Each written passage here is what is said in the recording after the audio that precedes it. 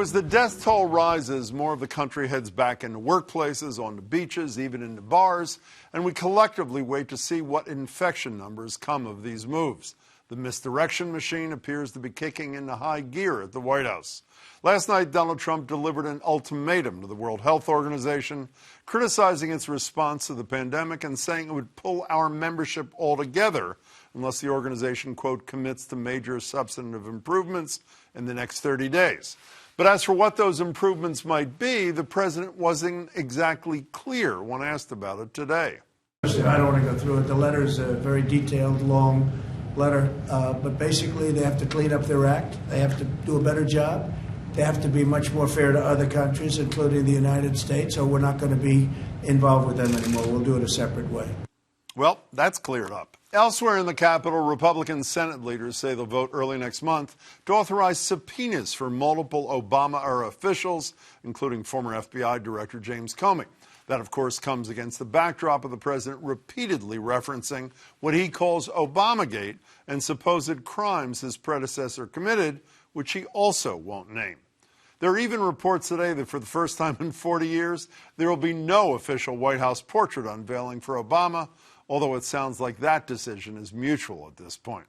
Trump also fired his fourth inspector general and yet another Friday night massacre, this one having been in the midst of an investigation into Secretary of State Mike Pompeo.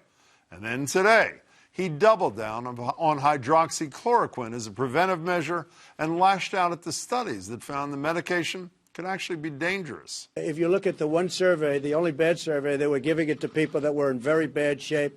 They were very old, almost dead. It was a Trump enemy statement. I think it gives you an additional level of safety, but you can ask many doctors are in favor of it. Many frontline workers won't go there unless they have the hydroxy. And so, again, this is an individual decision to make, but it's had a great reputation. And if it was somebody else other than me, people would say, gee, isn't that smart? I'm joined now by David Gergen, who served as an advisor to Presidents Nixon, Ford, Reagan, and Clinton, and is now with the Harvard Kennedy School. David, it's great to see you, as always. Good to see you, Jim. So am I guilty of hyperbole if I say we're witnessing the total unraveling of a president in the most inconvenient of times? The only word I would quibble with is total. I'm not sure about that yet, but we're moving in that direction. And you know, this is a very sad day for America. We now have gone officially over the 90,000 deaths mark, and that understates the number of deaths according to a number of experts.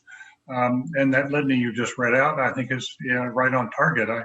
It's sad because this was such an opportunity for the country to come together, to rally. Normally, our presidents, we look to our presidents in moments of crisis to bring out the best in us. This president has managed to bring out the worst in us. Instead of rallying people together, we're now divided. We've politicized the COVID crisis. People are now in their respective corners, when we're all lashing out at each other. So that's sad. And we also expect from the president a strategy, especially in a war. Hope is not a strategy, as the military says. And we need a plan to get through this. And right now, people are confused about what they're supposed to be doing. Why one state is doing it differently from another state? Who's really in charge? And the president, in effect, declared war, and then he went slinking off the ship and leaving the rest of us on the ship with uncertain waters. And there are so many different ways it's been a disappointment. Let me stress, I am not anti-Trump, but I am very pro-presidency.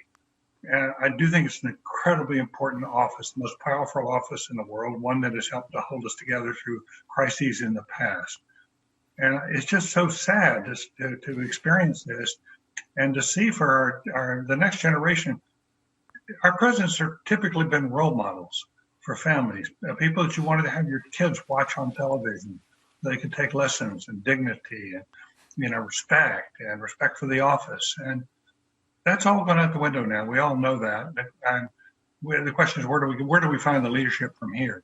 Well, you said you're pro-presidency, and I like to think I am too, David, but I'm also pro-accountability. And while we occasionally hear talk of things like invoking the 25th Amendment for a president unable to do his or her job. It seems to me the situation is exposed for all of us, the fact that our government infrastructure is totally unprepared to deal with a situation like this. I mean, a president at loose ends when he is arguably putting the health and safety of the country at great risk. I'm right, am I not?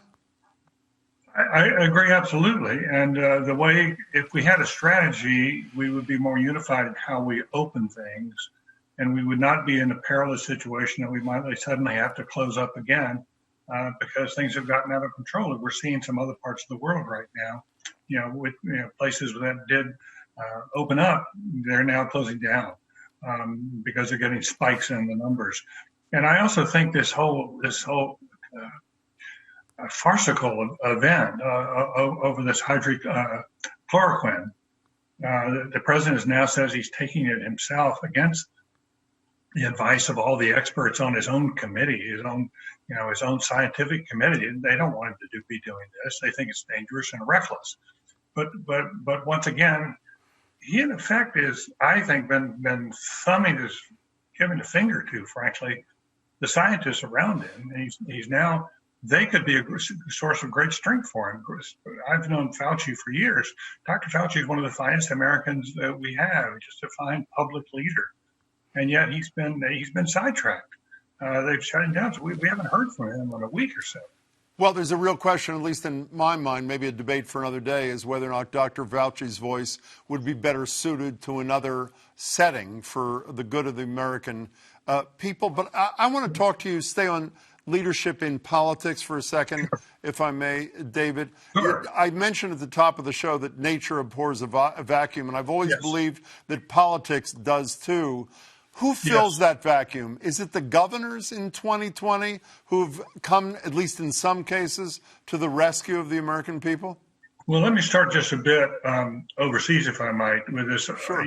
One of the opening points you made was about our relationship with the World Health Organization and the way President Trump has sort of dismissed them cavalierly and gone on the attack. Well, they had this big international meeting going on. Trump just lobbed a couple of grenades toward the meeting, but who fills the vacuum of that? Americans were the leaders. We're the primary power in knowing how to deal with crises like this, pandemics like this, the CDC especially. And so who fills that vacuum? The president of China. He very shrewdly saw that there was a vacuum. The president Trump had walked away.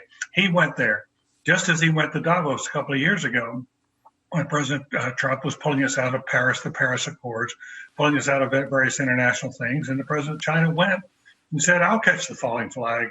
We will be the country that leads." China is building respect over things like that. So I think that's one part we don't focus on enough because we're so preoccupied with what's going on at home. But this is having repercussions overseas. Back here, I do think you're right that some of the governors have done a terrific job. We all know, Governor Cuomo has he was not very popular in New York before this started, but he's very popular now. Mm-hmm. Or Governor Newsom of California. You can think I've been really interested in the governor of Michigan, Gretchen Whitmer, who's potential vice presidential running mate, as you know. But she's been tough. She's taken a lot of heat, but she hasn't bent. In Massachusetts, I think some people believe he got off to a bit of a slow start, but he's been excellent in these last weeks. We should be very proud that he's there in the governorship. He has an approval rating in Massachusetts somewhere in the mid 70s. It's unheard of for a Republican governor to be in that position because he's done a good job. The governor of Rhode Island's done a good job. I'm a little less certain about Governor of Connecticut. I think he's done a very good job. In New York, you have to say, New Jersey has been well done. You can go through the list. There have been a few that I would say, particularly in the Southeast, I've been disappointed by them. I come from North Carolina, and I just don't think this has been one of our finest hours in the South. But we have had some others. But can I say one other thing, Jim? Sure. We've had 3 different crises in recent years that I can remember when we've been wondering who's going to step into the breach on the leadership side.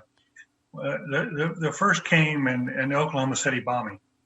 The second came in 9/11, and the third is now. And in each case, what we have seen is the people who exhibit the best leadership have been the public servants, the people who work in our government, and they may be GS-12 or 13s or 14s, but you think about how people came together in Oklahoma City. Think about those firemen and the policemen running upstairs and up the stairs in the World Trade Center, how they were so heroic.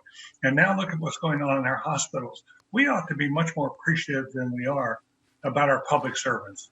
And I wish I had said that instead of you, David, but let me close with this. Does that appreciation last beyond this, or do we have very short memories as American people? We do have short memories, but I will guarantee you this. Don't you think we're going to see more really talented people now want to be nurses and work in hospitals and also, go to medical school and become doctors?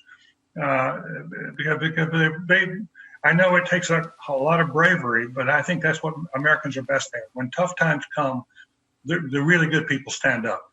David, and say, let me in. I was in need of a little inspiration, and you provided it. It's good to see you, David Gergen. Good to see you, sir. Thanks so much for your time. Be well. Thank you. Take care.